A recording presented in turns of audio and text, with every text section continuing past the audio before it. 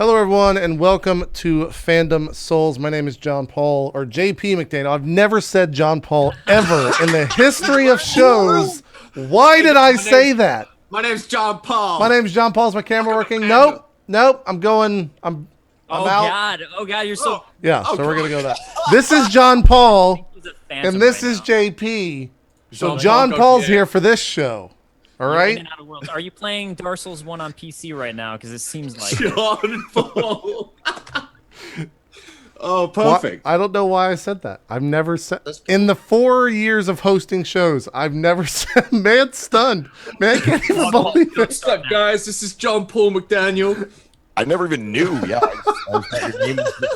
Holy shit. That was. I feel like some people are like Jean Paul as Jean. Jean. I don't know. I can't believe that I am. Jean Picard.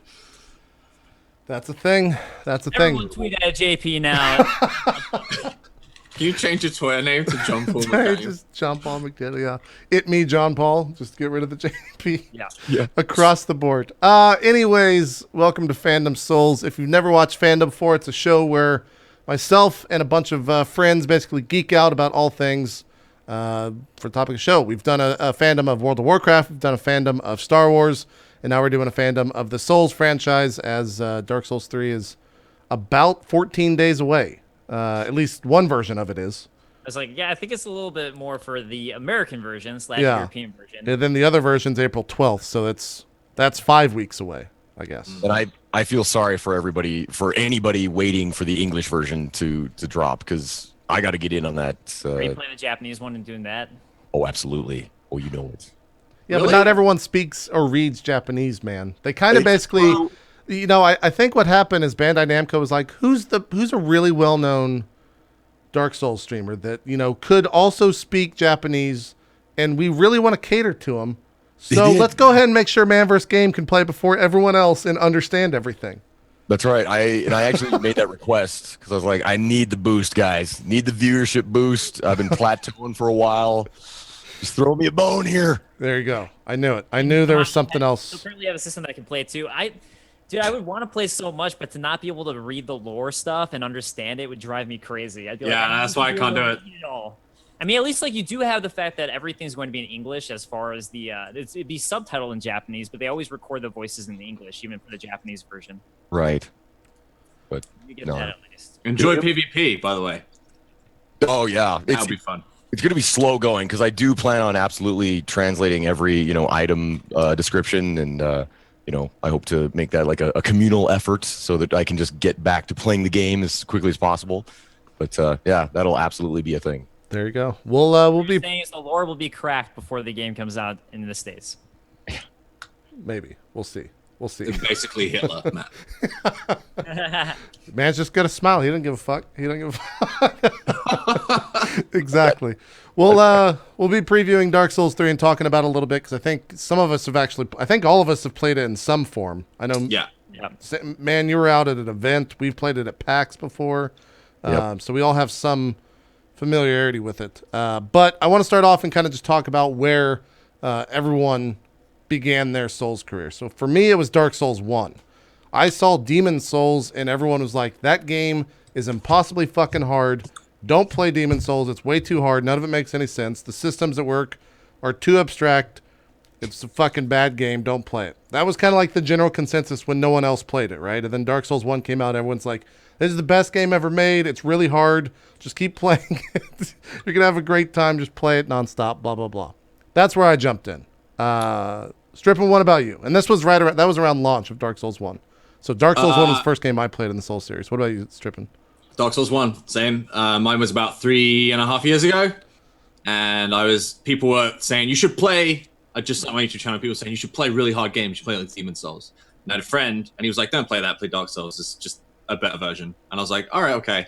And so, yeah, I played Dark Souls 1 with him, and he already had 3,000 hours on this game and knew everything about the lore. So as I went through the game, he just like filled me with lore, and I fell in love with it. So yeah, it's Dark Souls 1 for me. He was like, let me just fill it in. Filled me to the brim. It was like father to son. He was just handing down his lore knowledge. Like the next. The sexual innuendo is too strong. It's too strong.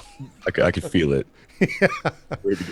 Dave, what about you? Where did you start your Souls in? I had a similar experience to you, JP, where for me it was Dark Souls 1, and it was right around when the game came out. I actually didn't know about Demon Souls because I didn't have a PS3 at the time. So when Dark Souls 1 came out, I was interning at G4, and I saw the trailer, and I was like, wow, this looks like my kind of game. I would love this game. And a couple people at G4 who played it before I had the chance to, I asked them about it, and I was like, hey, should I play this game? It looks great. And they go, no, it's incredibly unfair. It's a terrible game. Don't play it. It looks awful. And I was like, I don't believe you. I'm buying it anyways. So I got it anyways and just fell in love with it right away. So I played I think I should lock myself into my room for a week and just played it nonstop. But it was just a lot of people told me not to play it. And it was before all this stuff came out that people were like, actually, this is a good game. It was still everyone thinking it was too difficult when I first started playing it. I was like, this is great. I don't know what they were talking about. Yeah.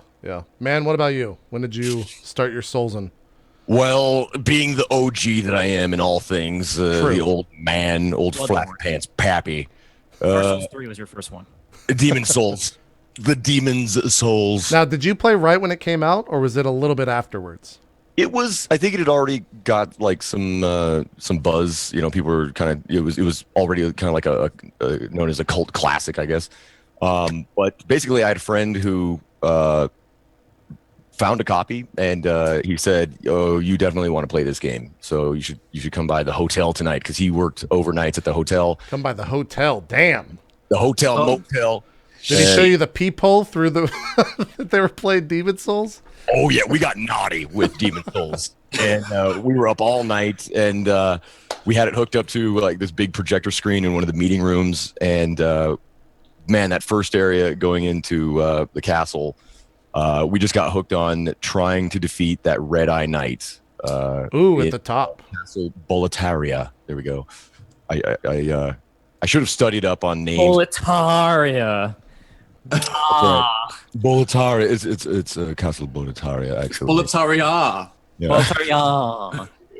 So, yeah. Like, did you fall in love with Demon Souls? Because I played Demon Souls after Dark Souls 1, Same and I actually here. think it's more difficult than Dark Souls. I think it's the hardest in the series, to me at least. So was that a game where, like, right away you're like, you know what, this is amazing, and you fell in love with it? Absolutely. I mean, I've said this before. The Souls games, they just speak to me on such a deep, like gamer level. I love the the medieval, dark fantasy setting. The thing that grabbed me almost immediately when they showed the cinematic or the intro was just the look of the knight's armor. And I couldn't believe it that like that is the starting armor for the knight. I was like, you just get that armor. That's amazing. Usually you have to like work your way up to something that cool. So I think that's actually, that aesthetic is part of what really got me into the Souls games too, is the fact that it looked more legitimate and real in that sense. Like with Dark Souls 1, you see just all the armor that they're wearing, and it looks like, wow, this is something you would actually wear to protect yourself. It actually feels real. Totally. And that was something that really pulled me in. Yeah, I think From Software they've got to have some of the best 3D model artists, just artists period in the business. I need to find that quote where the guy, it might have been the main director, where he's basically saying like, where do you draw your inspiration from? And he told him that he would tell the artist to feel or act as if they were that creature and they were that disgusting and that they could be that horrific thing, and to animate it and make it look like that and what it would feel like to be that creature. Like that's not specifically what he said. I'll try to find the exact quote. Discharge thing, like something he would say about that character specifically. Yeah, one of the great things about Miyazaki that his quote is saying in the Dark Souls 1 design works is that he never wanted anything to be distinctly ugly or disgusting. He wanted to have more of a resonant sadness to it. So even though they do look horrific and all that, he wanted to have more character to it than the fact that it's just like this gross thing. And I think that's maybe what makes it stand out more than just like, oh, that's a gross thing. I love the designs of all the monsters that they create, and I think that might be why.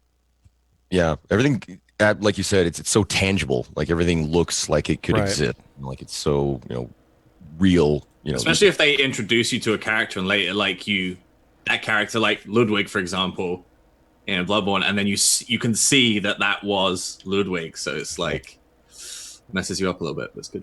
I got to try to find that specific quote because it's just too good to. I fucked it up. I butchered it completely. So I'm gonna keep looking for it. I'm disgusted. There you go. You should be. You should join the art team as well because if you feel disgusted, you're gonna work great for me. Yeah, you'd really create the best bosses. That's my letter of my resume right there. That was actually from Software's probably watching right now, and they should just hire me. There you go. So Your the question is I'm disgusting. The question gets thrown around of what is your favorite Souls game? For me, it's still Demon Souls. Oh, really? Demon Souls. Why? Even though you didn't play it first. Yeah, even though I didn't play first, I think I just love the bosses too much in this game. Like I think that they're the best looking and like coolest, and I still remember like fighting the old king and being like, this is like that guy's a fucking badass. Like he's on the level of like Artorias, but better in my mind. And Artorias is someone that I think a lot of people are just like, yeah, no, he's the best boss in the entire fucking game. Me. For me, Old King Allant trumps Artorias. I'm sorry. See, I just find that funny because I feel like most people tend to like the first one they played most, regardless of which game it is. So that's what I find interesting about that. That was Demon Souls for you because you didn't play it first. My favorite is not the first that I played. If I can just jump in, I'll just jump in. Just break everything I was saying. Just here, let me prove you wrong again. Well, it's true. Like Demon Souls was the first one I played, but my favorite still is Dark Souls. I think it's just, for lack of a better term, it's so epic. Like I love the dark feel of like Demon Souls, because Demon Souls, like a lot of the levels are just like grimy and like actually. They make you feel like ill. Like you don't want to be there. Like the Valley of Defilement and all that. It's powerful stuff. But Blighttown, now that's a place I want to hang out at. Right? Yeah. You're like, man, now that's a place. There's something about Dark Souls and that original lore in that original game where it really does feel like a myth. You know, like you're fighting these legendary beings who helped actually like shape the world that you explore, and so. You felt like you're definitely like taking part in like some kind of like epic poem or some myth that's going on, and I think that's what every time I go back it's just beautiful. Well, and also just the fact that I think Dark Souls 1 is still the most beautiful game. Like some of the scenes and the NPCs, like when you first meet Solaire and he's just standing there like admiring the sun and it's just beaming down through the clouds, and it's gorgeous. It's absolutely gorgeous. So yeah, Dark Souls for me. Strippin, did you say? Yeah, Dark Souls for me, hands down. And I'm a huge Artorias fanboy too, so Artorias shits all over. I mean, it's anything you can think you're of. Totally in your right to be an Artorias fanboy. Like he's pretty fucking cool. He's one of the coolest things in the game for sure. I think Artorias is still my favorite boss fight in any Souls game. Period. And also. I was gonna say also I also was stripping to Dark Souls and Man. Dark Souls 1 is my favorite. I think also for what you were talking about, Man, I think one of the most clever things they did was that intro where you're introduced to Gwyn, Nito, and the witch right away. Yeah. And even though like the Furtive Pygmy, until you really dig deep into the lore, you don't know about him. But the fact that you're introduced to those guys in Seath, it really makes it so when you actually meet them, you're like, holy shit. I can't believe I'm fighting these things. I'm fighting an OG. Yeah, exactly. Yeah. But for me too, with Dark Souls 1, it was just the world design and that the fact that everything is interconnected. Nothing can beat that for me. I love the fact that everything interconnects to itself, and I think it's one of the best environmental designs in the game. Period. Absolutely. I love the character depth, and I love how there is no happy endings. Yeah. It doesn't matter which story you invest in or like which route you take. There's never really a happy ending anywhere. It's just like this world is just miserable. Yeah, I like it. And I like that each character has like a hint of madness to them. Like they're of course it's like a Souls tradition. So many lines that are spoken, like it always ends with like a creepy kind of sinister laugh. And they do it so well in the original Dark Souls. Like everybody's just kind of like off. In Dark Souls 2, it was a much more like sort of sad, sort of like amnesia, sort of like sadness. But in the original Dark Souls, everyone's just kind of like they know what's up, but they're just crazy enough to like enjoy living in this like fucked up world. Except for that crestfallen warrior, I don't know. Yeah. especially when you get that stank going on. But yeah, it's funny too. Like all of them, they even like with those laughs though. It's funny that they kind of had lore with that too. Like all the ones who are from Valka's area, Valka's land, which I think is Kareem, if I'm remembering correctly. They all have the keh laugh. And then the other ones who aren't don't have that keh in the front. So just like Chester, like that. just kind of says like Yeah. yeah. So it's just interesting that even those little details are there in all the characters. Let's start. Amazing. But yeah, the lore of the game too, just like the lore of Dark Souls 1 too, for me, that also can't be beaten. Like Demon Souls is interesting and I do enjoy, especially Maiden Estrella, like or Estrella, like her lore alone is really strong. But for me, Dark Souls lore, the entire world is just so interesting, and the sadness of Ash Lake when you first go there. Yeah. Oh man. It's incredible. Yeah, and the fact, oh man, just talking about the Souls games in general, talking about Ash Lake, the balls that it takes a video game developer to hide away, to work on creating an area like Ash Lake, and So then, gorgeous, and then and then just tuck it away behind not one but two secret doors, down in the bottom of some tree in the bottom of Blighttown. It's so Take some cojones as a developer. You're like, we're gonna have a giant area that you might not ever find playing the game. with covenants and NPCs and storyline resolution, and it can only happen in that area. Yeah. Like, can you imagine, being an artist and knowing that like all of this work that you're doing is like, it's probably not going to be seen by like a large percentage of the players, ever. Like they're just never going to find it. I mean, you see a lot of developer interviews, and that's what they talk about, and why they don't usually do things like that is that if you're going to spend all this money and time for artists, they want their work to be seen. So the fact that From Software took that risk is just, to me, again, another aspect of why I love Dark Souls 1 so much is that you don't see that happen. To be able to find a secret area and feel accomplished for it like that and rewarded for finding a secret area, it's mind-blowing that they would go to those depths for it. Dude, the painted world is fucking gorgeous. Yeah. And like the amount of people that find the meticulous way to go back, find the dog, go through the painting, go to the painted world. Like, there must have been so few at the start. Yeah. Did you know it was originally the tutorial area to Dark Souls? Really? It was, like it was the first area that they designed ever. I guess I shouldn't say tutorial area. It was the first area that they created. I heard it was going to be something else, and then they repurposed it, but I didn't Yeah, know. I think it was originally the tutorial area, and then they changed it up. I also heard that Priscilla was going to be an NPC, and then when they decided they had no use for her anymore, they just made her a token boss. Yeah, she was. She was going to be in Firelink Shrine originally. She was going to be the Emerald Maiden. I want to say right now that if JP asks throughout this broadcast, like which boss we would most likely want to have sex with, I want to put my vote in for Priscilla. Priscilla, yeah, okay. If you kill her, I'm going to pretend you sort of can. I'm going to say Guinevere, even if she's an illusion. That's fine. It's an illusion. That's fine. That's fine. It's I just like the tail. I like that Priscilla's You like that fluffy tail. It's so nice. Yep. You know what? Actually, where did we go with this conversation, JP? No. I'm just trying to find Priscilla real quick in this playthrough. Wait, mine's Quillag. I don't know what you guys are going on about. Quail, you gotta have that like lower Sweet spider butt. Yeah. I mean, I'm thinking more like Maria from Bloodborne. I think I'm in the wrong. Just a regular human. No, not the regular human. I'm talking about the wolf boss you fight, Vicar Amelia. Oh, Vicar Amelia. So Vicar Amelia, that's like, Oh, okay. Why get only the tail when you can have the whole thing? Come on, man. Still got the dress on her neck.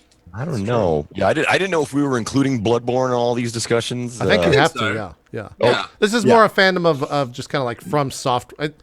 I debated calling it Fandom From Software in Fandom Souls, but I think Fandom Souls. So then we're going Kingsfield if we're going all from. See, that's the thing. If we do From Software, then you have to include Kingsfield. So that's why I went with Souls, so that we would have some sort of line that we can't cross. But Sure. It's all good. It's all good. I do want to try to stick to one specific game and exhaust that and then move on. You guys we're kind of deep into Dark Souls 1, so I think we should we stick go with back to that. Demon Souls then, or do you want to stick? Let's do it chronologically. Okay. All right. Yeah, we could jump back to Demon Souls. All right.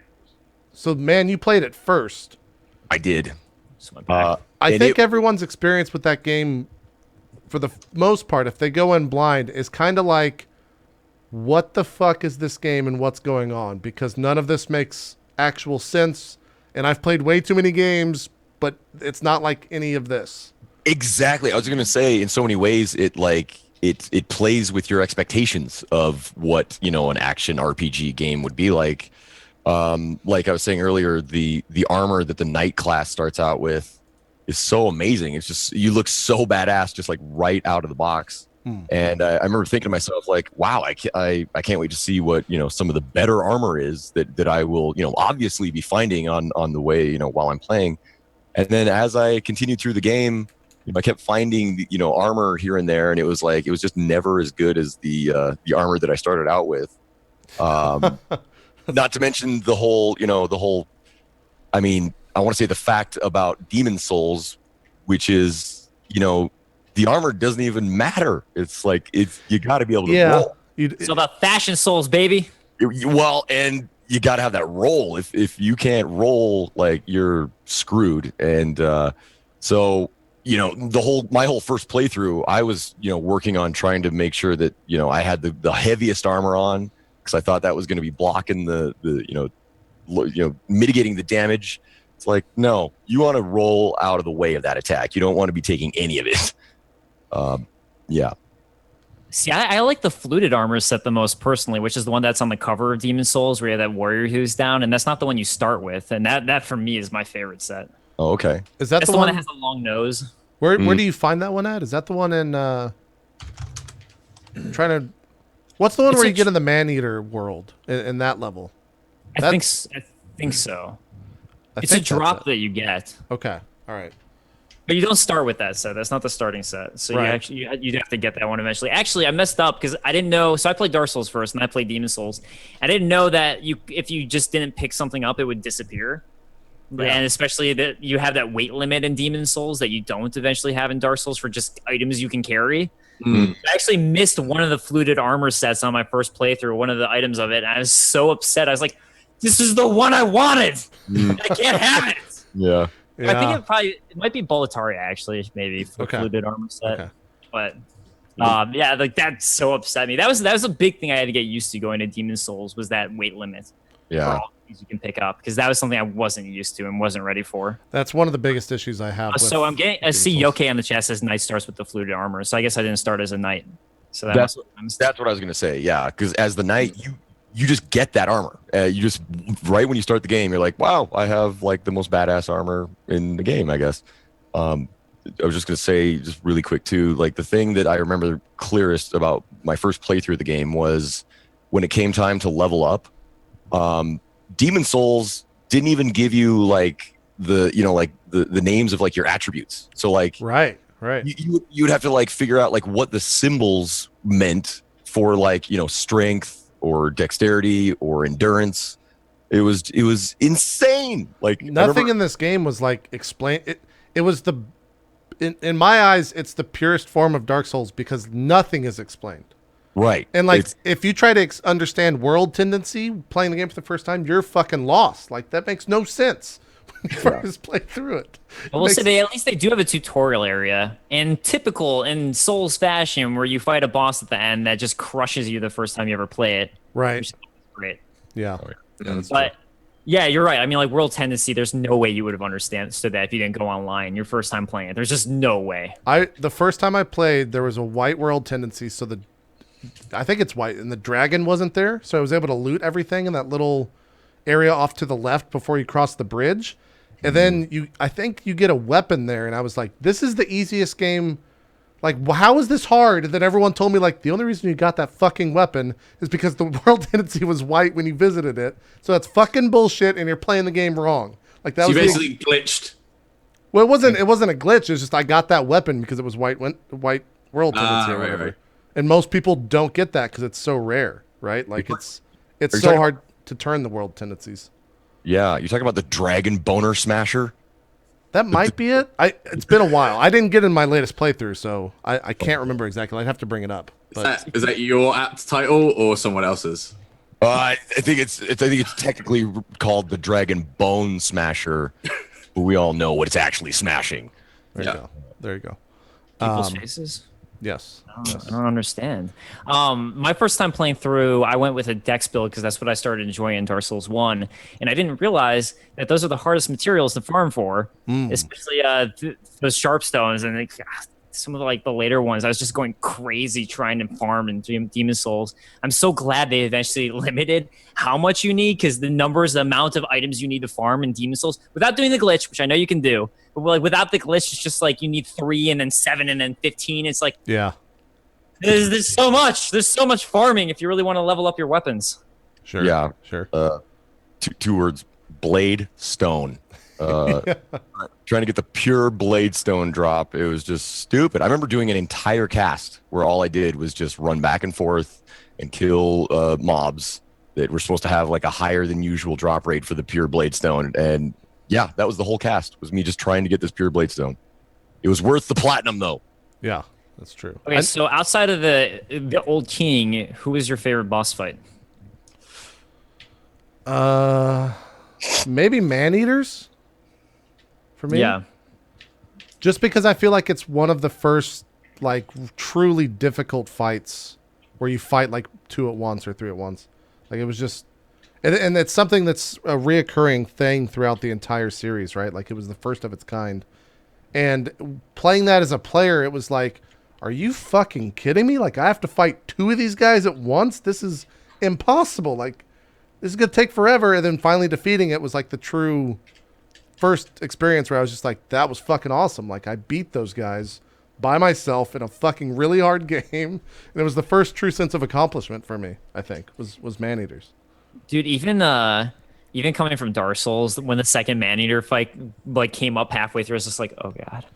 I was already having They're fucking hard, dude. Oh god, they are hard. I mean, when you figure them out, you can do it just fine. But when you haven't quite figured them out, and then the second one comes, you're just like, oh man. And the run back to man-eaters is like the first hard run, because that fucking guy on the stairs that'll like stun you, and then I have really bad memories about that. Even when I played through again in January, when I did the full franchise playthrough, that particular run back in this particular boss still gave me the most trouble. Yep. And you do have the dragon boner smasher right there. I went back and got it. Oh, it's beautiful. Because I was having such an issue. Yeah, this fight, I remember I hugged that fire like, yeah. I was like, just stay the hell away from me. Yeah. This took a lot of attempts. This is the January playthrough of it. And I died a bunch here. But yeah, I think man-eaters is probably my second favorite fight in the game. Because a lot of the fights are, I feel like there's a thing that happens in Dark Souls where you get overleveled really, really quickly if you don't die that often. Mm-hmm. Like it actually kind of penalizes you in the amount of fun you have because you get so overleveled that a lot of the boss fights are trivialized because of that. Like the is it the abjugator, the big fat guy that has the like a weapon in his stomach in 5-1? Oh yeah. Of Demon Souls. Like that guy was a complete fucking joke once you knew how to beat him, and it took like maybe 8 hits and he was dead. Yeah. So overleveling is something, if you don't die that often, is something that's very prone to happen. That I kind of maybe is like one of my smallest complaints about the entire series. Agree. Yeah, I would agree that's the beginning of the game. And I'm thinking of Bloodborne too. Like it's almost like starting out is even it's a lot harder than later on in the game for the exact reason like you said. Right. If you keep leveling and you save those souls, then you will eventually get over the curve, I guess. Yeah. Strippin, what about you? What's your favorite besides Old King Allant? I actually touched Demon Souls whilst playing Dark Souls 1. Okay. And I wasn't a fan. Like I liked it, but I was like, why would I play this when I have Dark Souls? So I only reached Dragon God. I think it's like the 5th or 6th boss. Yeah, that's the one that the punches end of the wall. Yeah, the end of 3-1 or 2-1. Yeah. So that's as far as I got before I kind of dropped it and just went back to Dark Souls. So it's interesting listening to you guys talking about what you love about it. I might have to revisit it, but yeah, definitely at the time I was like, this feels like Dark Souls, but not as good. Well, Strippin, Dragon God is everyone's favorite boss. It's a really stupid boss. These guys right here. It's not a boss. It's just like a dumb puzzle or something. I don't know. These fucking Cthulhu mobs were, for me, the first true like regular enemy that I feared and still fear to this day. Like they're Yeah. just the worst fucking mobs in the world. Yeah. I've always called them the mind flayers. Yeah, they look like that exactly. Yeah, yeah. I forget who I'm talking to here. I was gonna be like, so in Dungeons and Dragons. Right. Never mind. Let me pull it up again because I feel like this level 2, the prison in I think this is 4-1. Yeah, 4-1 is also one of the because you can go here at the very start of the game, right? And most people when they come in here are truly it's a very horror themed level at the start and maybe throughout it as well. But you turn that first corner and you see the fucking Cthulhu looking guy with the goddamn lantern just kind of chiming away, and you're like, what the fuck is this? I'm gonna go back and not ever go here again. Yeah. It's truly fucking terrifying. And it's one of my favorite levels, I think, as well. Yeah, and as you can see, it's that's probably the biggest difference between Demon Souls and the Dark Souls series. One of my friends, Chatia here at Twitch, Sure. She hates Demon Souls, but she kind of she came around on Dark Souls because Demon Souls is just so dark, and the atmosphere is so heavy and depressing, and it really drives home that feeling of just being a lonesome, adventurer on your own in these disgusting environments. Dodger tried it and she hated it. Hey, Yeah. Demon Souls? Yeah. Yeah. And Dark Souls, it has those areas that are very dark, and the Tomb of the Giants would be the darkest you could probably get. Right. But then it also has some really gorgeous areas that are just truly beautiful. Just wandering around Anor Londo is come on. It definitely has those moments of peace where I don't think Demon Souls ever had that. It was always just what fucking horrible room am I about to walk into, and how bad is it going to be? Yeah. The other interesting thing, and it never really occurred to me till now, is I've only played these games while streaming. So I don't know what these games are like when you're just in your room by yourself with all the lights off, wandering around in the fucking prison with these guys with these green lanterns walking around. It's probably got to be pretty terrifying. Yeah, that's my favorite way to play these games. I always play solo first. To me, that's the way to go because you just feel really alone, and that really makes you start to appreciate when a phantom shows up, and you get that bond with them when you're playing all by yourself. And yeah, the Tower of Latria, which is definitely, I think, most people's favorite areas in Demon Souls. Just having those lanterns and how creepy it feels because you're noticing every little sound effect because you're all alone. But I'm with you, Strippin. I don't love Demon Souls like a lot of other people do, and I tend to get a lot of flack for it because I so much prefer Dark Souls over Demon Souls. I still enjoy the game, and I still think it's a good game, but I do think one is. I mean, I had fun playing it. It was just at the time I hadn't finished Dark Souls 1, so it was all I was just I can't wait to get back to Dark Souls. Okay, sure. I played it after having finished Dark Souls 1 a couple times. And that's when I finally got to play Demon Souls. So for me, it was a nice, fresh take on some new bosses and that I hadn't played and a new lore. So it was really fun to dig into, but I definitely preferred Dark Souls 1 overall. And I was like, well, I can see where this was going, and I feel like Dark Souls 1 perfected a lot of what Demon Souls was doing. For me personally, everyone's going to be different. Yeah. But I did enjoy, for me, my favorite bosses are the ones who are very different, especially having played Dark Souls 1 first. Yeah, definitely. I think it's the Tower Knights who you have to kill the archers first before you can go fight him. And the old monk who summons a player in to go fight you as you're fighting them.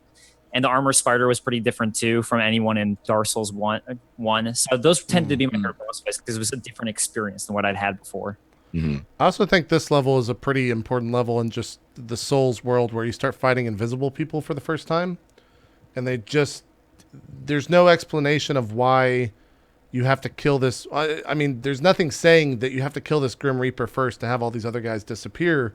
And the first time that happens, you're just kind of like, oh, that changes fucking everything. Now I understand I can just jump down and kill that guy right off the bat and I don't have to deal with anyone else. And then you get past this, which I think is probably second to the Maneater run in terms of just getting past this one outside area. Because you're getting shot with all these fucking arrows. These guys can just absolutely destroy you.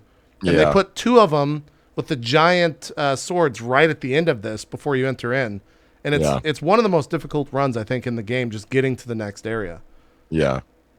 You were talking about how easy the boss is in this area. The guy, what is it, the adjudicator? Yeah, the abjudicator, whatever his name is. Yeah.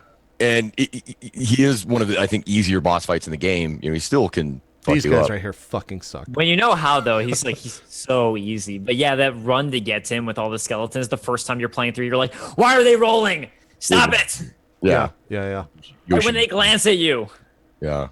Oh man, I've died so many times on this I've died run. so many times right there. Yeah. That I got exact good at them moment. just because I had to farm them so much eventually. So eventually I was able to do them pretty well. But the first time I was like, no, these skeletons are so hard. Yeah. Oh, speaking of other fights too, the Storm King too, who's at Very the end unique of fight. that area, like super different boss fight, which was a lot of fun for me just because it was so different. So I like that variety in Demon Souls, that all the boss fights are so varied, and like the Fool's Idol, the fact that you have to figure out that you have to go kill the creature at the top, keeping it alive in the tower. Just like there's so much variety. I think that was also one of the brilliant things about Demon Souls. Yeah. This is still the one fight where, in a game that's kind of like a big power trip, or just like the process of becoming a fucking power trip, this is like the peak, I think, when you get this weapon and you're able to just like call upon the fucking forces of the wind, just destroy people. Like it's such a good moment of just huge ass power tripping. Exactly. And unless somebody else spoils it for you, like you probably had like the rug pulled out from under you, like it did for me. I was just like, oh my God, I'm a god now. I'm just going to destroy every creature in this game. And so then, you know, you go to the next level and of course you've got that sword ready to go. The first time you swing it, it's like, wait, where's the godlike power though? Yeah. It was really disappointing after you fight this to learn that you can't do this again. Yeah. It made such a great fight though with that weapon that you get there. So good. And it was also cool too because the Storm King is just so fucking huge. Like I think he's the biggest fighter or the biggest boss in the game, just in terms of size. I'm still there. He is now. You can see all. Dragon God. I guess Dragon God would probably technically be bigger, but you don't really. Maybe so. Maybe so. It's like, I don't actually really fight it. Yeah, he doesn't feel big like this fight does. God, that's so cool how he flies overhead like that. Yep. The Dragon God is still one of my least liked fights, I think, in the entire series. It's just, I never found it interesting or fun. I always was fucking annoyed when I would just get punched and one-shotted. And it was just so frustrating every time I died against him. It was never I never had the thought of like, wow, I fucked up. It was like, all right, got unlucky that time. Like, let's run it back, I guess. And it did take a while the first time through to like learn the safe spots, really. But I just didn't enjoy it. Yeah, I don't think anyone did. But the nice thing is you get that fucking weapon afterwards if you have the right tendency, I think. I think it's based on tendency if you can get it. Is that right? Do you guys remember? To get I think you're right. I think it is the tendency of that world for the weapon you get. I think you're correct. Yeah. Yep. Yeah. I was like, since I knew about the tendencies beforehand, I was making sure to like kill myself multiple times in the Nexus before I went to any world in any area. I was like, gotta just kill myself so I don't lose any world tendencies. If I screw up, super important. You make, you know, it's just, the world tendency and like the player tendency, like there was also the tendency of the player.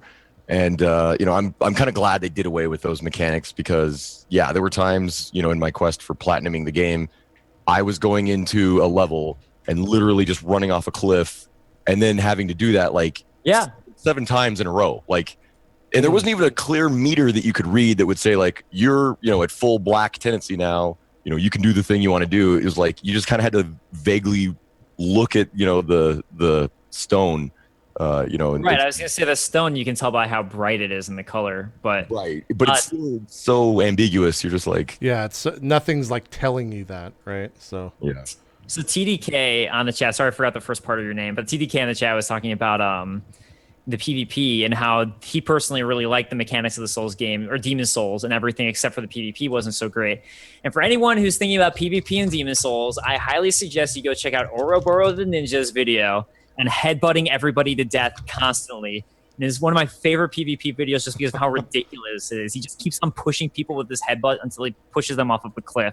oh my And it's God. amazing because he stun locks them with the headbutt, which is the kick. The kick that you have in Dark Souls 1 is a headbutt in Demon Souls. So it's pretty great. That shows you a bit of how broken PvP was in Demon Souls. It's a little bit broken. We were talking about boss runs. This trumps every boss run. The run to Old King Lot. Oh God, yeah. It's the fucking worst. God, I hate that. It's the whole one. freaking- I can't handle It's it. the one run where I would not put money on being able to do it the first time. Oh yeah. Because it's just like this part is simple, but the part after this where you have to go up the stairs and you have to basically like, I think you go to the right, then left or right or something like that. It took me so long to figure it out. Avoiding that dragon drove me crazy. And like, I like the old king boss fight, but every time I would mess up, I get so mad because I was like, I have to get to him again. Yeah. Ah! And I've seen some people actually just straight up kill the dragon, but it takes forever. Yeah, ever I did- upon I- ever. I got to the point where I was like, I'm just killing him. I have to do it because Really? I can't handle this. I've never Yeah. killed him before. Have you killed him before, man? Did you sit there? Yes, and... I have. I Jesus. just bought like 5,000 arrows and then just stood there and shot arrows at it, and it's underwhelming. It's anticlimactic. You expect something really grand to happen, but it's dragon just disappears and you can continue on your way. But yes, I've killed that dragon. This motherfucker. Yeah, like there's not much. I mean, you get a bunch of souls, but yeah, there's not much to it. It's like you almost regret doing it. That's what it sounds like. Right. The time investment. You're like, oh, maybe I should have just learned to run around it. No, Fucking these that stupid stupid dragon jesters. can go to hell. Yeah, then the jester like backfires you, and this. Let me just get to this next. Skip ahead to this part. I think so. Divine Time was asking if we remember our first rage quit, and I think for me in Demon Souls it was probably this run. Honestly, the run to the Old King drove me crazy. There were times where I was just like, I can't handle this run anymore. I mean, since I played Dark Souls 1 first, my first rage quit was. It might have just been gargoyles. Like it might have just been right off the bat at fucking gargoyles. Because the first time you fight gargoyles, They are crazy frustrating. they're crazy. Yeah. Especially for how early you fight them. Two-headed boss. You Yeah. think things are going great. Get him down to like halfway, and it's like suddenly another one appears. You're like, what the hell is this? And then Mine was Blighttown. Yeah. Okay. If you played Good original old Blighty. Blighttown on non-PC, it was pretty It was just. I heard it the was like worst. 2 FPS. It was just Yeah. like, Yeah. yeah. I played it on PC, but mine was still just gravity was just. It was one of those things where it's just every wrong step, and then you just have to walk away. Throw the controller. What for? Mine is, I can't think of a particular place. I know the first place that came to mind was the Valley of Defilement in Demon Souls.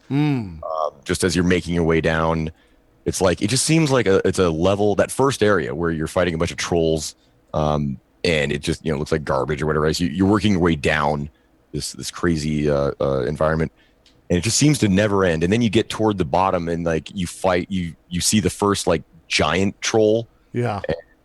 I just remember dying to that guy a couple of times, and for me, the moment it's when I rage quit, when I feel done playing Souls games, which is a rare feeling, is when I lose a large amount of souls. Yep.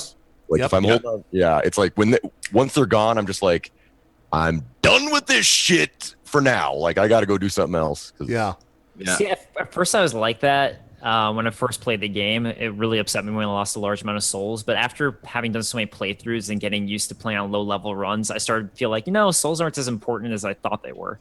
And that I was still actually, get salty when I lose them. See, my first ever Let's Play of a Souls game that I did for my channel was the level 6 run, just to show that you can do things just by upgrading weapons and how souls aren't as important and levels aren't as important as people think they are. And that was kind of like what I was trying to show. So eventually got to the point where even if no matter which Souls game I'm playing, it doesn't bother me too much if I lose a lot of souls. It's just more if I'm repeatedly dying a lot in the same spot. Like I think for me, my first ever rage quit was probably Ornstein and Smo. I think that was everyone rage quit that for the first time you fought it. I think there's like a point with that Yeah. where I was just like, there's just no way I can do this. It's just, there's no way. It seems so hard when you first do it. That moment of satisfaction where one of them goes down and you're like, this fight is now manageable, and then the cutscene happens, and Yeah. you're just like, I'm done. Yeah. What were we gonna say, man? I know quite a few of my viewers have actually beaten Ornstein and Smo on their first try. So that and they- happened recently with Ko, twice. Oh, twice, really? He did a new game plus run or something like that, and he beat him again. And it's just like, come on, man. Like, go fuck yourself. You mean first time ever playing him? Ever? First time ever seeing Ornstein and Smo, he one-shot him, yeah. Oh, well, I guess if he had the proper levels and equipment and one-shot him. The thing is he ran into the same situation. So he played, I think he had already played Dark Souls 2 before, and so he kind of Apparently, knew he was really overleveled. he was too. very, very, very overleveled because he didn't die. He it came into the situation where he didn't die because he had played Dark Souls before, so he knew what was going on. And so by the time he reached him, I want to say he was like in the hundreds, Oh, what? or like It's not- it doesn't high even like count. close to hundreds. Yeah. Whereas most people get there and they're in their like 40s or 50s. I think is the average level for that. Maybe a little bit lower. Yeah. Yeah. But I don't want to discredit other streamers. We could do that all day. That's what chat's for. I was actually just making a joke. Yeah. I was like, maybe he did. I'm the same as you, JP. If I lose a lot of souls, I just like it basically like I have like this tilt meter, and like losing the souls will put it up 70 points, and then there's only 30 left till I leave. And I think I was trying to jump to get that katana in Blighttown, that little jump. Yeah. And fucked it up twice, lost 150k, Mm-hmm. and then I'm at like nearly max tilt, and then missed the jump twice more. That's it. I'm done. Controller's gone. I love that you tried it again because there is that moment where like you're so salty that you just lost like a huge amount of souls. Yeah. But then you kind of like rationalized yourself. You're like, well, now I've got nothing to lose. So let's really just let's go gain some stuff That's again. it. Because you miss the first time, but you don't die. You land down there, and then you get killed by the fucking little toxic blow darts or whatever else. You lose your soul, so you're like, now you have to make the jump because you have to go back down there to get them. You fuck it up again, and then you're like, all right, well, I'm a broken man. I have nothing left. Right. I'm just going to try this one more time. But what you don't realize is there is a semblance of pride left in you that you haven't accounted for. And then when you die that third time, that's it. You're broken. You're done. Yep. It always happened. I'm I leaving. think I get the saltiest when I'm trying to record lore videos because I need to get certain footage, and to me, I'm kind of on like a ticking clock if I need this footage so I can make my video. And if I start dying a lot just trying to get the footage, I get super salty because I'm like, I'm trying to work in a sense and get footage I need, and the fact that I'm being hindered by my inability to get past a certain area just drives me crazy. Sure, that makes sense. I was on full tilt like not 35 minutes ago because I was streaming Dark Souls and I was on Gwyn, and I knew I had to be here for this show, so I was like, I only have a certain amount of time. And then I like kept fucking up the parries and I died like 10 times in a row, and I was like full tilt. But I was like, I'm against the clock, but also I'm just a mess. So I'm not gonna walk away and take a breather because I don't have time. Yeah. So it's just me just like brute forcing, just dying. And then I was like, all right, last run. If I don't do it, that's it. We're done forever. I was like at that point, and I did it on my last attempt. But, That's the best moment though, when you get it like the last moment. oh my god, I was broken. Like I was so salty that like I didn't celebrate when I finally did it. Like you're too far gone to celebrate. Mhm. Just glad it's over. It was just like relief. Mhm. Absolutely. I'm Somebody in the chat. Oh, go ahead, JP. No, I was just saying I'm gonna leave this fight going the entire time because when I replayed the whole series, I one-shot Old King a lot the other month So ago. it's just so we can watch it happen. And so I just like watching this because for me, it was like I went into this after doing the run to him, and I was like, this is going to take a long time. Like, it's going to be a long fight, guys. And then I ended up one-shotting him, which kind of always happens if you psych yourself out of a fight. I think every streamer does that.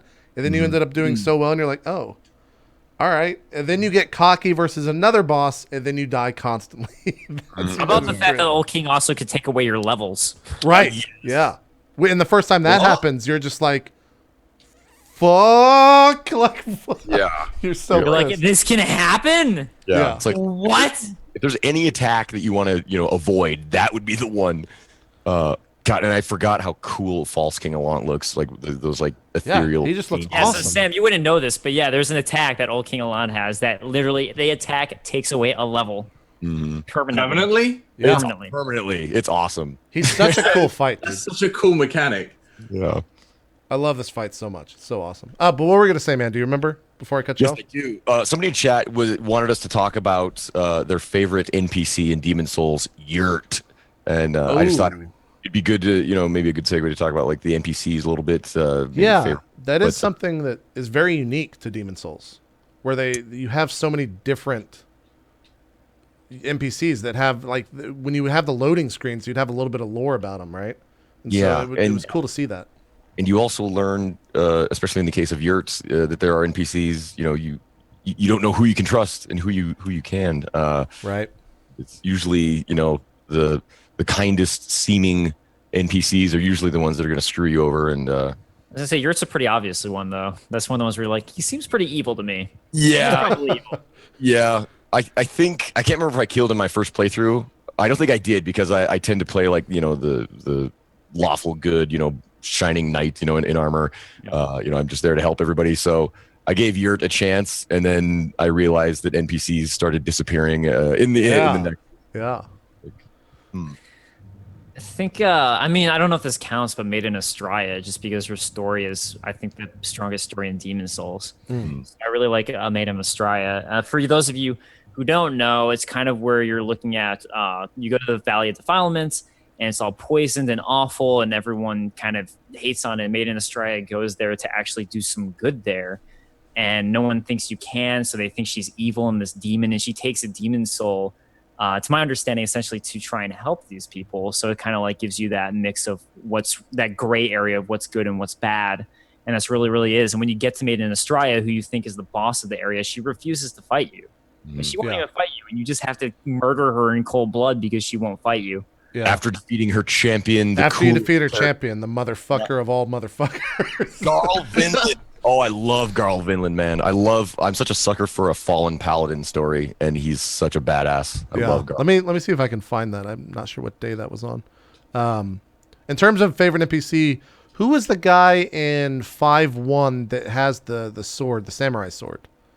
Or the katana or whatever. Do you remember who that was? Oh God, I can't remember his name. It's been a while and I can never remember his name, but he's my favorite NPC just because I think he looks badass. Is it the one in 5-1? Yeah, in the Valley of Defilements? Yeah. Is it Selen? Or maybe is it 4-1? He's in the storm. I think it's 4-1. Oh yeah, so that'd be 4. I was like, I think that's 4 that you're thinking of there. Yeah, he's whatever the storm one is. That's where he's at. I forget his name. Yeah, Satsuki. There you go. Satsuki. Yeah. Satsuki. I think he just had a cool design to him. I was into the design of him. You also got to give it up to Patches for being there. Yeah, Patches is. First time meeting Patches, in a way. I mean, I've met him first in Dark Souls, but it's always a fun character to run across. Yeah, Patches is cool. He's cool. Let me try to find the Astraea fight, and then. It's 4-1 apparently. Yeah. I get this mixed up. Here's the Valley of Defilement, which really was Blighttown 1.0 from Demon Souls, but Blighttown one-up themselves in terms of just being the fucking worst place in the world. Yeah. I don't know. I hate Valley of Defilement more. I find it far more frustrating than Blighttown. Yeah, I would agree. I mean, it's technical aspects aside of Blighttown running like shit on any PC. But Valley of Defilement, like the word that comes to mind is dreary. It's just like you're down in like this swampy, shitty area, and it's like just when you think it can't get any worse, it's like suddenly you're looking at like a lake of garbage. This is the lake right here. Aborted demon babies like floating up, trying to kill you, and you're just like, wow. Also, this is dark shit. This Phantom right here, hardest Phantom in Demon Souls. This motherfucker gave me so much issues when I replayed it. I was so fucking upset that I had to fight whatever this person's name was. I forget. Is it Miranda or something? Miranda, yes. Yeah. And she's... Yeah, is that her? Executioner Miranda? No, I don't think that's her. That's someone else. Maybe that's someone else. I don't know. But yeah, that run across the lake. Mildred, yes. Mildred, there you go. So, right, because eventually they had Man-Eater... Manny and Mildred in Dark Souls. That's where it was. Yeah. So I like the Valley Defilement just drove me crazy because there's more parts of the area where you have to be in poison or like trudging through poison than like in Blighttown. There's an area where you're in poison, but it's not too difficult to get across from point to point while you're in that poison. Whereas Valley Defilement just felt like a world of poison, an entire land of poison and everything. There's just like way more that you had to trudge across, and I think that's where I was like, I can't. This area is so frustrating. Yeah. I think more than any other Souls games too, like the levels seem so huge. Like because there's no bonfires in Demon Souls. It's all like you start here, boss is here. It's like there's you can open up shortcuts for sure, but like even finding that shortcut, it just takes forever sometimes. First playthrough, of course, when you're just wandering around, you don't know where anything is. Those levels just seem to be, endless sometimes. Yeah. I got stuck here when I replayed it. I got real fucking pissed. It's like this boss is not difficult, right? But if you go in the water, the babies kind of impede you from moving forward. I remember this. And so I fell down when I crossed a bridge on the left side when you walk into the boss room. Yeah. And then this happens. And Well, I just love like how you just would not fight Garl Vinland. You're just like, no, I'm gonna get around this guy. Yeah, no, I didn't want to fight him there. Like I'd rather fight him when he walks back because what happens when you go up and hit him, right? He counterattacks you and just destroys you, right? He parries you, if I remember correctly, when he's standing there blocking for the first strike. Yeah, and so I was like, I'm not gonna strike him there. I'm just gonna walk away. And then I ended up falling down the fucking bridge, and I die here very soon because I couldn't do anything. I just got fucked. I'll say in general, I think Demon Souls, out of all the Souls games, had the hardest runbacks. Because when I was saying that the old King one drove me crazy because it was so hard, now that I remember it, and you're pointing out this boss, I'm like, man, I remember being so relieved when I beat this boss because the run back to it was so difficult. And I think just in general, all those runbacks in Demon Souls were long, arduous, and hard. They were. What were we gonna say, man? Nothing. I was gonna say nothing. Gotcha. In terms of the ending, the lore aspect of it, do you guys? I feel like the endings for the Souls, any franchise or any game in the franchise, is just kind of like, it's less about the fact that the ending is what it is. It's more the fact that I don't have anything else to kill in this game. Like it's over. I can't play the game anymore. Was the sad part, or the upsetting more part? about the journey. Absolutely. Yeah. I mean, I think the endings are actually always underwhelming. Yeah. I think Demon Souls probably had one of the more complete endings in a sense, where you kind of realize everything is cyclical from that ending in Demon Souls, which is actually what frustrated me about Dark Souls 2, which we'll get to when we get there. But with Demon Souls, just that fact that like everything is so cyclical and all that, which was fine because it was the first time it came out, but that's sort of what you realize is, oh, this is just going to happen again at some point with some other place. So, I mean, it feels a little rough in terms of that, but at least like you do feel a sense of like, okay, I stopped it from happening for now, and it's going to happen again eventually. But I don't know. Actually, I like the ending of Demon Souls personally. I did like that one. It was all right. It was interesting more so than I think the other games for sure. At least for me. Once I found out what Dark Souls 1 meant, that's my favorite because I realized what it actually meant. But until I found that out, I was just confused. And I was like, what was this? Demon Souls for me was my initial off the bat reaction was like, oh, I understand. That's interesting. Sure. I think that'll do it for Demon Souls. Let's jump into Dark Souls 1. We'll have Strippin join us. Yeah, Strippin's back. Tag in. Hashtag join the conversation. Tag me in. So, yeah, Dark Souls 1. What a fucking game. I had no idea when I replayed through this. I did a lot of like, well, when did this game come out? Like, what else came out around the same year? And like everything. A lot of Skyrim, Legend of Zelda, Arkham City came out that year. Yeah, and it's still not Rayman Legends. What was the other game? There's another big game that I liked playing a lot that came out at that time. I'll think about it. But 2011 was a really good year for video games. It was. And in my mind, Dark Souls was still the game that I want to play from that year every time I think about it. It's just such a fucking good game, man. I remember just how surprised I was at how little I played Skyrim. Yeah. I mean, I know it was a huge game, but I barely touched it. Yeah. I actually didn't play it until 2012. I played it the year afterwards because as soon as I played Dark Souls, I was just so sucked in. Oh, actually, Deus Ex Human Revolution also came out that year, which was really good. But it came out beforehand, so I had time to play it. Gotcha. But yeah, the moment I got Dark Souls, I was just like, this is just so good. Well, you would see things like this, and it was just kind of like, I feel like even the opening cinematic is you don't see things like that every day in games. And it was such a... Even though you don't know that you're going to fight all those guys, you guys kind of touched on this earlier. The fact that you do, and you start to realize that you're going to see all those people later on in the game because you fight the first one, you're just kind of like, holy shit. Like, that's incredible. Like, nothing else does that and sets you up for that. And I love everything about this, especially the fact... One of my favorite things in watching, a lot of people have been doing a lot of people are like prepping for Dark Souls 3 on Twitch, and a lot of people are new to the series, right? So I've watched four or five streamers start Dark Souls 1 out, and instead of going up the stairs, They go to the tomb. they go to the fucking tomb first, and they sit there for 3 hours, and they're just like, this game's so difficult. These fucking enemies are so hard. Like, what am I supposed to do? Yeah, It's funny because who is an amazing gamer. I watched. She finally broke and was casting some Dark Souls, and of course she went to the crypts. She went down. She made it all the way to Pinwheel, and she was like, Holy shit. she was fighting and dying against Pinwheel, and I had made it to the cast for she spent the first 3 hours of the game just thinking that it was like impossibly hard. That's kind of a feat, though, to make it all the way to Pinwheel. Yeah. the funny thing though about Pinwheel is everyone complains that he's way too easy of a boss fight, but if you play him then, he's actually properly leveled for that boss fight as your first boss fight. It's actually like a decent fight. Yeah. Fight him first. Every other time it's usually not, but Yeah. like that's impressive that she made it all the way to Pinwheel on her. That is. She didn't care. She was salty as fuck. Oh, yeah. I watched Fairlight Excalibur do it. He spent about 2 or 3 hours there, and then he walked down right in the first door that you go into the tomb, killed the first guy there, had one of the skulls blow up in his face, and then the guy that he killed res behind him, and he was like, I'm going. This is not where I'm supposed to be. This is not where I'm supposed to be, and it clicked, and he finally found this other area to go. And then I watched DP of the Sour Kool-Aid Show.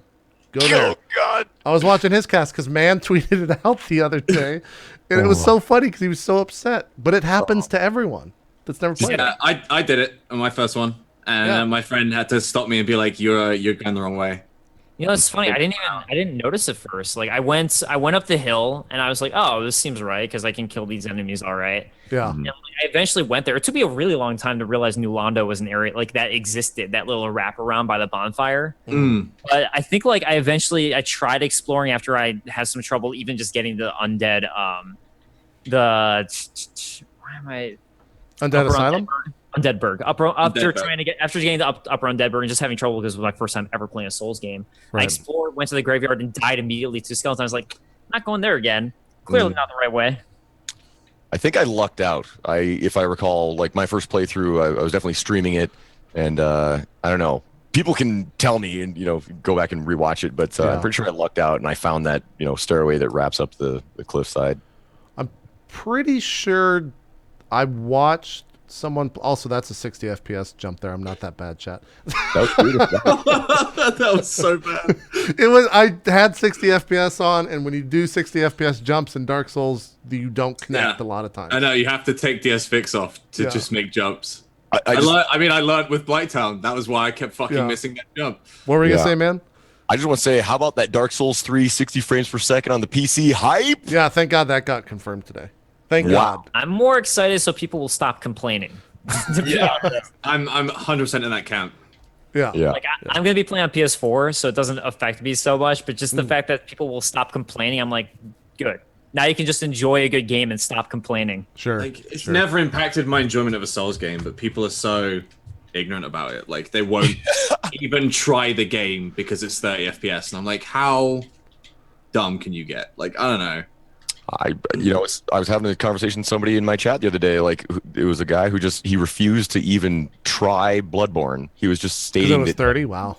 he would never play Bloodborne because it played at 30 frames per second. I was like, So dumb. that's you're missing out, dude. Like, it's such an amazing game. Yeah. That I can't wait.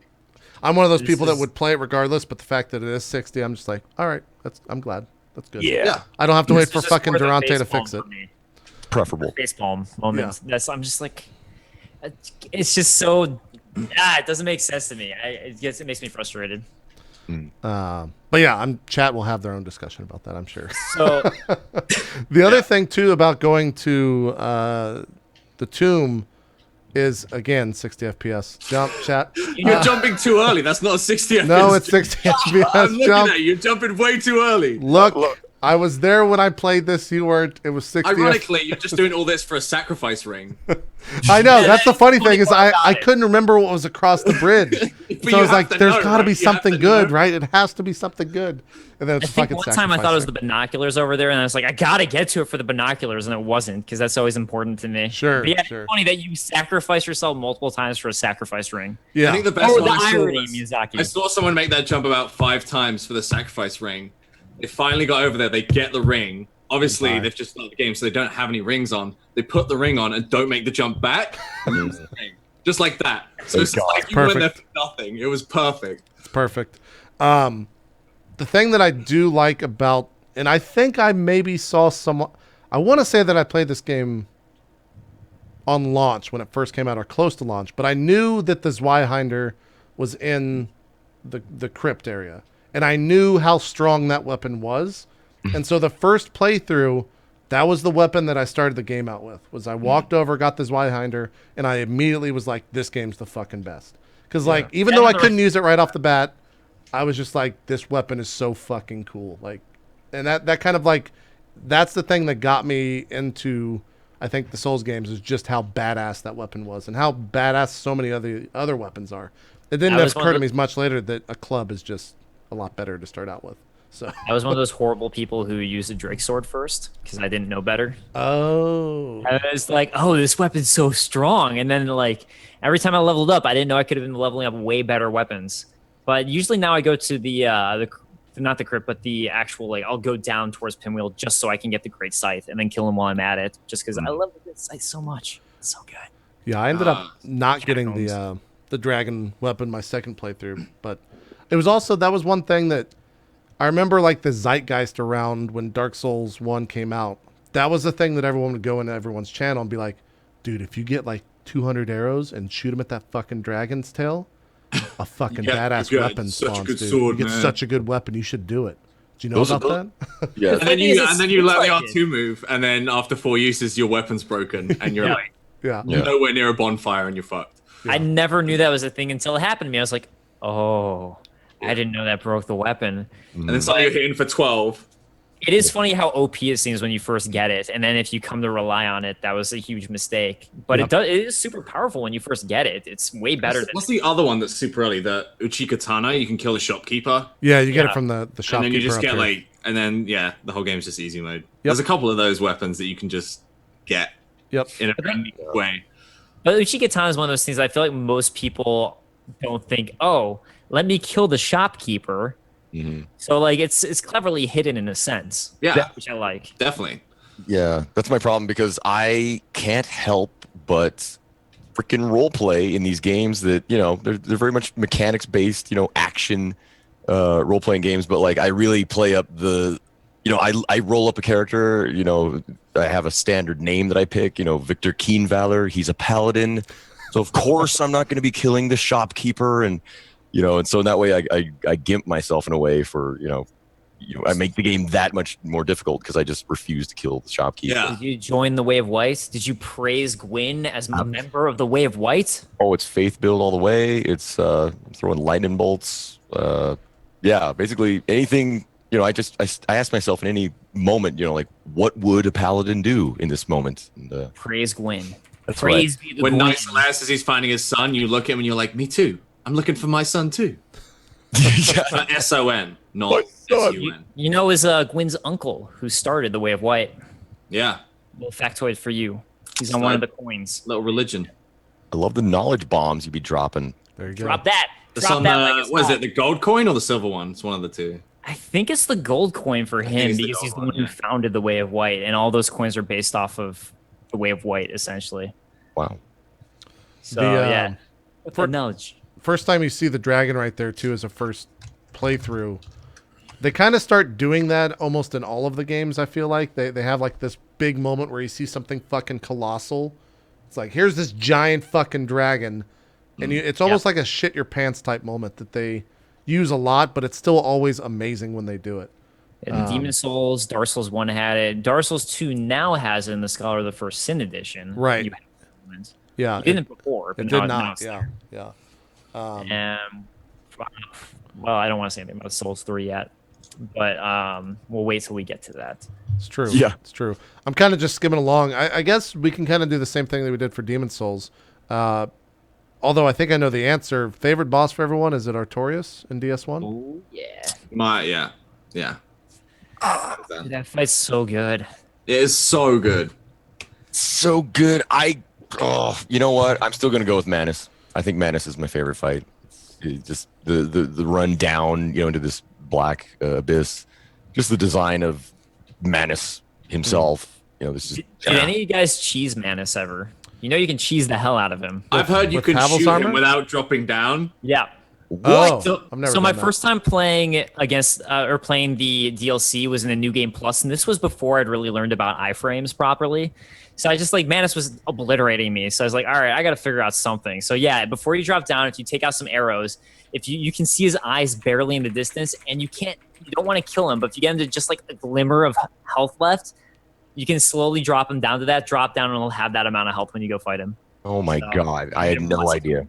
Yeah, like now I've fought him legit, and I did like that was actually the hardest fight I've had in any Souls game, in a sense. Was my level 6 build against Manus. I think it took me like upwards of over 60 tries trying to kill him. Wow. Oh, But that was a day for me. Like when I did my no level run for Dark Souls. The one, bro. Manus and oh my god, Calamite. I just remember that was like a weekend of casts for me. So much death. See, I Yeah, like cheesed the Calamite- fuck out of Manus. I just went Havel's armor and I beat him with my tongue. I just spammed RB with my tongue because I was in full fucking poise, and the fight was just kind of like just a non-factor. Oh man, you're taking like no damage. Yeah, like See, I lo- you just I like hold, what- you just spam R1 and spam Estus, and it's kind of like Jeez. not a fight. See, I I like- was my last playthrough. I was playing with Dodgers, so my build was Goes Great Bow and Pyromancy. That was it. So I was just backing off and like winding up this huge Great Bow, and then shoot once, and then it was just, it took a long time. That sounds badass. I like with Manus, that's one of those fights where it really is Twitch-based reactions in a sense. If you're going with iframes and that method, you really do have to be on your toes and just be a good gamer.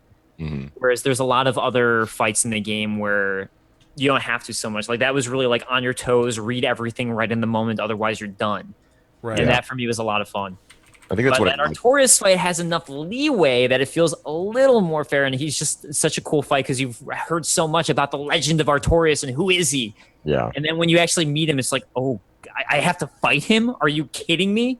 Yeah. After I wore his ring to walk on the abyss, the abyss walker I think himself. the best bit is that they also just imply that like you could never have beaten him, but he's got an arm broken, he's using his sword in the wrong hand, and he's gone crazy. Now you might be able to beat him.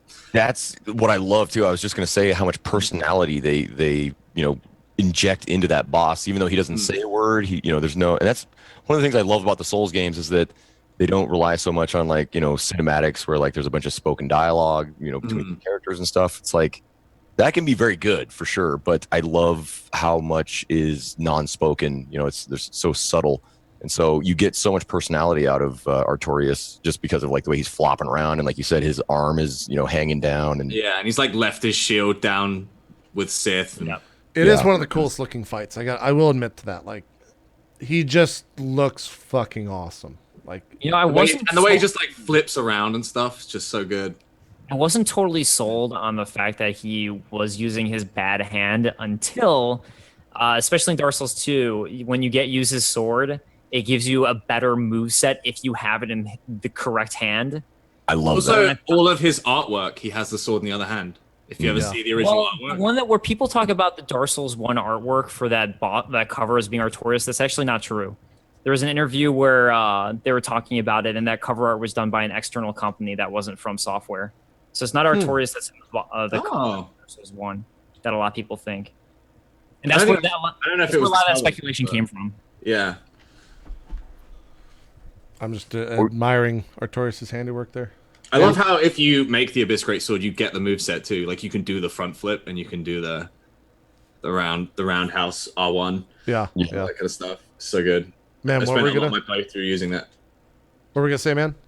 Well, I guess I'll say it now. At the Dark Souls 3 event that I was at recently, I have a picture. I don't know why I haven't tweeted it yet, but I'll tweet it after this broadcast. But they had like a life-size replica of Artorias' sword. You should have bought it. You should have said how much. I was trying to get Name them. your price. I wanted all the swag. Believe me, they weren't budging on it. But anyway, but it was just great. It was just great, and yeah, that's all I had to share. So, you said Manus was your favorite, right, man?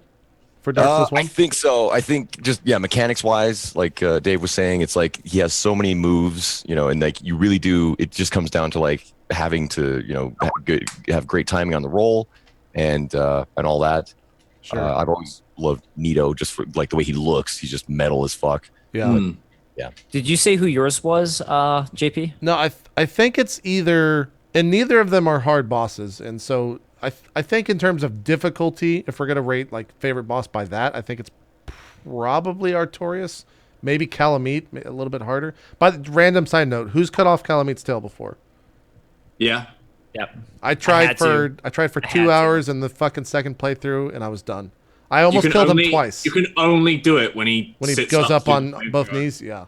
Dude, And the only way you can get to do that is by sitting in front of him totally exposed. So you have to just pray he does it, basically. Yeah. I Yeah, so really it's like- tried, and it just didn't work. the most frustrating thing was getting that tail. I mean, the good thing about getting the tail, though, is once you are able to get the tail, the boss fight itself isn't that bad. You're No, like, wow, it's not. everything else is pretty easy because I Yeah. got the tail. The big move is the big tailspin where he just jumps all the way across the map. Yeah. And does that delayed tailspin. That's the absolute killer every time. Yeah. Apart from I that, love- the fight's easy. Yeah. I just love the agree. fact that for beating him, you get the ring that just makes it so it's harder to play the game. Exactly. Oh, that's your reward. It's like, congratulations, here's a ring that makes your life living hell that you're never going to want to wear unless you're a masochist. That's such a Souls thing. It's like they reward you by making, by giving you the option of making the game even harder. You're like, oh, thank you. Yeah, it's really good. It's really good. I think for me, in terms of just general design and love of boss fight, it's either Sif, which is probably close, but I think I enjoy Gwen. I love the music in Gwen. I love the fact that he is great. like relentless and just nonstop trying to fuck your shit up the entire time. And he just looks fucking awesome. And the room that you fight him in is like one of my favorite looking areas in the entire game. Oh, yeah. Yeah. I love it with Sith if you go through the DLC before Right. Yeah. Oh go to yeah. Sith. Yeah. The cutscene changes and he remembers you, and instead he's trying to stop you from making the mistakes that Artorias made. Yeah. That's like his approach as opposed to just like fighting you. Yeah. That's really cool. He like smells you and recognizes you and stuff. It's Yeah. also so hard with Sif when you get him down to low health and he's just And he's limping. You're Oh, like, God, how do I do this? This is so sad. Oh, I never felt those feelings. I just want to say, for my part, like, I'm going to kill you, you son of a bitch. no way, bro. Sif's- And don't have Sif's pets. best Well, because Yeah. it's killed me like 50 times. I know. Yeah. But I just like the fact though that they can give those feels for a boss, even though like at least for me, even though it's murdered me so many times and I still feel bad, I think is what's so special about the game. Also, I forgot to mention with Demon Souls, Made in Astraya's music is probably my favorite game in any soul or song in any Souls game period. I'm trying to remember that. I don't recall. I'll have to listen to it later. I use it in like all of my lore videos because it's so incredible. Yeah. Yeah. For me, it's Gwen's music is the best music. It's such a that great, piano. again, it's such a great play on like the player's expectations. Every boss up to that point, it just starts with like this epic, orchestral strikes, and it's just in your face and loud, and so of course you're expecting, it's leading up to this area. It's like you pretty much know that you're going to be fighting Gwen when you reach this area that's like a blown out, completed obliterated area, and then you walk through that fog door, and when the piano starts, it's powerful. There's no cutscene. There's just like the piano, and he's like walking towards you, and then he just leaps at you, and it's just like, it's just pretty awesome. Yep. Yeah. Yep. Yeah, I think it's also great that how they tied in with the Lord too, and the fact that he's the Lord of Sunlight when you first find out about him in the intro cutscene, and then when you look at him, not only is he hollowed out, but now he's the Lord of Cinder, and it has this sad music playing, and that's the cool thing too, is it's sad music, and you're like, what does this mean? And it still has all these implications that unless you dig into it, you're not really sure. And I think that was what the game was so good about, is that without outright telling you, you understand that there's more going on than you might initially realize or then immediately meets the eye. It's like, wow, there's got to be something to this. And I love that about that fight alone. Was there's so much packed into that without them just straight up telling you. Sure. Sure. Also, that you don't have time to contemplate. Like, you see his name, and you're like, wait, and then he's in your face. Right. Yeah, he's automatically fucking trying to cut you in half. Yeah. Which is awesome, for sure. For sure. It's also a giant. I'm forgetting the name of it, but the thing that you put fire into. The That's Lord Vessel? Lord It's Vessel. not a Yeah. Lord Vessel. I'm talking about the what you would like build a fire in. Oh, a kiln? So you're the kiln of the first plane. If you actually like notice it in the shape of the game and everything like that, it is actually shaped like a kiln, which is pretty cool. So that's what the first fire is in, or the first flame is in a giant kiln. Yeah, and I love that just when you walk through that first gate, after you place the Lord Vessel and you walk in that area, just the view. Ash. Yeah, and the way you can tell like all of the columns, you can see all these like blast marks where like. Because there's been like a fire vortex going, and you can see where it's been wrapping around and like molded the landscape. It's so cool. Yeah. You know what's also interesting is if you actually look at the sky and the skyline of the kiln, it looks like because there's all this smoke and there's an environment that you're outside, but you actually are inside of something. You can tell that you're in a giant dome if you really pay attention. Yeah. Also, leading up to the kiln, another really cool thing, if you pay attention, when you're in this like void room that has this white light and black around it, or it's black and white with all the Black Knight ghosts. Yeah. It actually is a giant humanity sprite. If you actually look at it, it looks exactly like a humanity sprite. So really? I thought that was really cool. Yeah, like you can look at it right now on the screen. At least the screen that I'm looking at, that's JP's screen. He had it for a second up. Yeah. Wow. Yeah, I can back up. But I don't know if you had it up for people to watch, but yeah, it's like it's a giant humanity field, which is pretty cool. And something I noticed, like when I was really digging into lore stuff, I was like, wait a second, this actually looks like you're walking into a humanity sprite. So just another layer there. Yeah. For you. I think my favorite thing about that final boss is that the hardest thing to do in Dark Souls for most players, especially like quote unquote casual players, is to parry. And the best way to fight Gwyn is to parry. So like it's just great game design. Like that's so smart to do that for the final boss. It makes like a someone who's obviously fought him before can walk in there and just parry every single attack, and you could just destroy the boss in seconds, right? But if you go in there and like I was watching Dodger do this, who'd never fought it earlier, she walks in there and just gets fucking obliterated. Wait, look down at the field. You can see what I was talking about, where it looks like a big humanity sprite. Right, right, yeah. It's interrupt. Yeah, I was the same way. My first time playing Gwyn, I didn't learn how to parry properly until my second playthrough. So my first playthrough, I had to hide behind the rock that's in there. And I was using Artorias' sword that was long enough that it would somehow, even though it would get hit and get dented, it would still somehow hit Gwyn through it. So I would just play like circling around the rock, trying to stay away from him and hitting him through a rock and completely cheesed him. I never parry, ever. The main reason is because I prefer using the larger shields, or usually I prefer using like the grass shield, the grass crest shield for the stamina regain. Yeah. But so I never have a shield equipped that can parry, and I'm a very bold and direct style player, I guess, and I always just want to run in with my melee weapon. So Gwyn, yes, has always been like a grind for me, and I remember one of my first times playing him, the chat was just going ape shit, like fucking parry him, you idiots! Exactly. They're like, just parry. And of course, I am neurotic and I hate backseat gaming, so it's like I was determined from that point on. It's like that's the one thing I'm going to not do is parry. And right. I mean, I'm getting PTSD just from watching this, but from an hour ago. Yeah, I mean, as someone who parries regularly, I went into this fight being like, I'll just parry him 4 times, and I just couldn't get the timing, and I died like 40 fucking times in a row because you have no poise. And you were wearing very light armor, so you had no poise. I have no poise. I fuck up the first parry, and he combos me to death. So it's like if I miss a parry, I'm dead. Yeah. It's one of those things where it's like, yeah, you're good enough, and that he's gonna die if you parry, but if you fuck up the parry, he's just gonna kill you because he stun locks you. Yeah. I think what some people point out in chat is really clever too, and this is just an example of how good the game design is in Dark Souls, is that leading up to Gwyn, you have these Black Knights who are fighting you. And not only is that symbolic of the lore, because it has a lot of meaning for the fact that these Black Knights came with Gwyn down to the kiln as he relit the flame, and that's why they have that charred armor and it's black instead of silver. But outside of that, how do you fight a Black Knight? It's by parrying them. That's the best way to do it. So if you haven't learned how to parry, this is a great place to practice and really learn for how you should fight Gwyn. So I think that's just some really clever game design that not everyone's going to do like but exactly. Yeah. It is better players are picking up on that stuff, but for a guy like me, I got the blinders on. I'm just like, I'm like spamfish. I'm just like smash style. I'm like, Sure. find the biggest weapon you can, two-hand it, and then just run it. Just wade into the enemy. Yeah. Spill their blood. This is the true ending, by the way, where you just walk out. Anyone that Yeah. anyone that fucking lights it, that's the false ending. The true ending. What you're saying is you're pro of the dark. You're a progenitor of the dark. You're all for Koth. Indeed. Indeed. We were doing co-op, me and Dodger earlier, so we just did both endings. Nice. Just so we can see what it was. But obviously, I was dark. True ending. I was so badly trying to become a dark wraith just so I can evade you guys, and I was on the wrong server. That was amazing.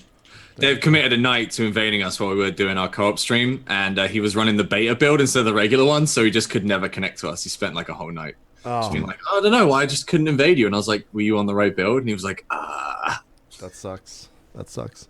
Do you remember Games you know what Windows I'll Live? say, Do you though? remember the monstrosity that was Games Windows Live? Oh, yes. Oh, yeah. Oh, that's You right. know It what, launched though? with GFW. I forgot about that. It was good preparation for Dark Souls 3, though. I was like, you know what? At least I'm getting prepared again for Dark Souls 3. Yeah. So it was good prep. And I mean, I've actually never gone straight Dark Wraith before just to go for it immediately. I've done that before for lore purposes so I could get to Koth, but never just so I could become a Dark Wraith. So that was kind of interesting. Like, oh, this is what people have to go through if they want to become a Dark Wraith. And Especially at like a low level. yeah, because I was trying to do super low level so I can invade them and just completely tweak them like an asshole. I don't care. It's like, welcome to Dark Souls, Dodger. This is why I hate PvP because there's dicks Yeah, everywhere. I'm not the I mean, she had me. Most of the time, I just body people. So. I'm not the fan of. I've never enjoyed PvP. In fact, and we'll get to Dark Souls 2. I think we're gonna take a break, but Dark Souls 2, there's a lot of areas at the bell towers where you're kind of forced to PvP if you're playing online.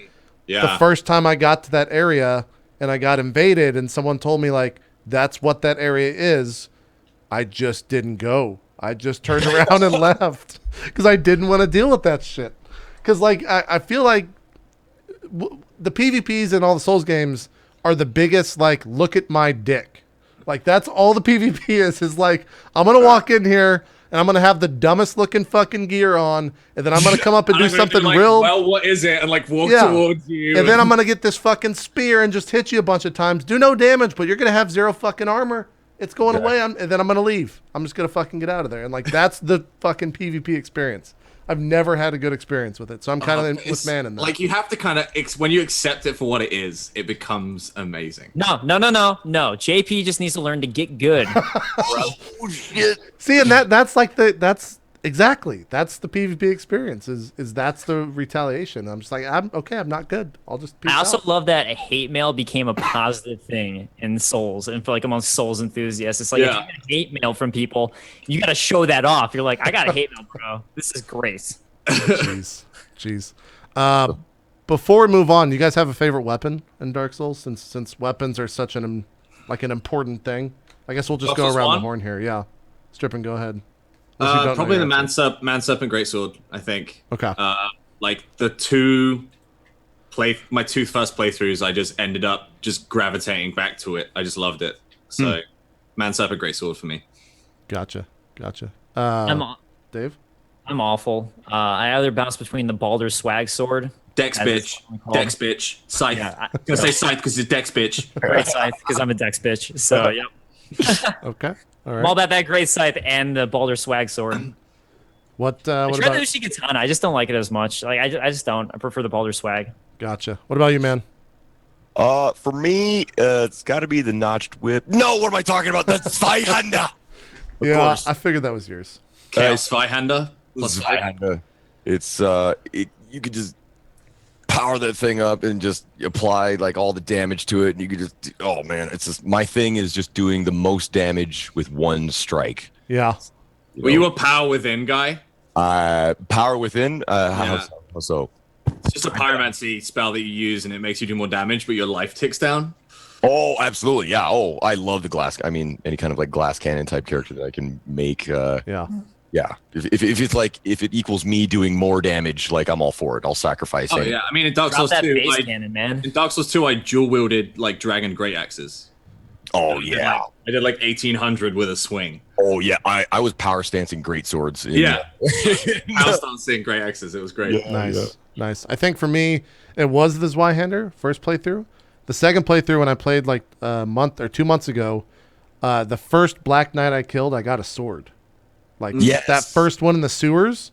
And then the game became like the biggest joke and just like joyful playthrough of just destroying everything in my fucking wake for like probably the next 10 to 15 hours. And the chat was so salty that every time I would do something, the chat would be like, well, you got that fucking sword. So, I mean, you're not through good. like the first 4 hours again. I got the Black Knight sword too, straight away, and then I got the Black Knight Greatsword right after. Yeah. That's And I was just one-shotting everything. The And, like, gargoyles were 3 shots with the fucking yeah, I think sword. for the first like 5 zones, Dodger just felt like her character sucked because she did like no damage compared to me, but she didn't realize it was because I just had this super broken weapon. Yeah. Yeah. Gotta do those speedrun strats. That's what Yeah. you do for speedrunning. They go for the halberd, don't they, on the speedrun? Yeah, you go for the halberd, yeah. And if you don't get it, you literally just restart the speedrun. That's how important it is. I was trying for a while to get good at speedruns, but like I feel like it's easier on a PC where you can try to like load states and such. It's hard on the console because you have to completely like turn everything Turn it off. off and restart it. Yeah. It's a hassle for sure. All right. Well, let's take a break. We'll come back and talk about Dark Souls 2. Maybe get into the Dark Souls 1 versus Dark Souls 2 discussion because I think that's one of the most reoccurring discussions I see in the Souls world. And then, of course, talk about Bloodborne and preview Dark Souls 3 a little bit. So don't go nowhere. We're not done with Fandom just yet. We'll be right back after this quick break with some more Souls talk. We'll see you guys then.